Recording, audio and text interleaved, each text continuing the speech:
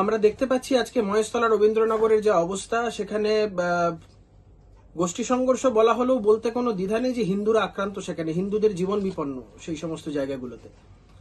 আমি কেন্দ্রীয় স্বরাষ্ট্র সচিবের কাছে আর্জি জানিয়েছি, বর্তমানে যা পরিস্থিতি, পুলিশ সেখানে সিচুয়েশন ট্যাকেল করতে পারছে না বা করছে না, সম্পূর্ণ তাদের এটা জানা এই বিষয়টা যে তারা কেন করতে পারছে না বা করছে না। ইতিমধ্যেই রাজ্যের বিরোধী দল নেতা এই ঘটনার সাথে লোকাল থানার আইসি জড়িত থাকারও একটা কথা উল্লেখ করেছেন। এমত পরিস্থিতিতে সেন্ট্রাল আর্ম পুলিশ ফোর্সের ডেপ্লয়মেন্ট অত্যন্ত জরুরি, সেই মর্মে হোম সেক্রেটারিকে লিখেছি। এবং সাথে সাথে মালদা, মুর্শিদাবাদ এবং আজকে সাউথ 24 পরগনা, তিনটেই বর্ডার অ্যাডজয়নিং যে ডিস্ট্রিক্ট, এই ডিস্ট্রিক্টগুলোতে যে এই ধরনের ঘটনা বারংবার ঘটছে, এখানে ক্রস বর্ডার টেরোরিজমের অ্যাঙ্গেলটা সম্পূর্ণ উড়িয়ে দিলে চলবে না। তো সেই জায়গায় দাঁড়িয়ে একটি এনআইএ ইনভেস্টিগেশনের দাবি রেখেছি আজকে স্বরাষ্ট্র সচিবকে এই চিঠি লিখে।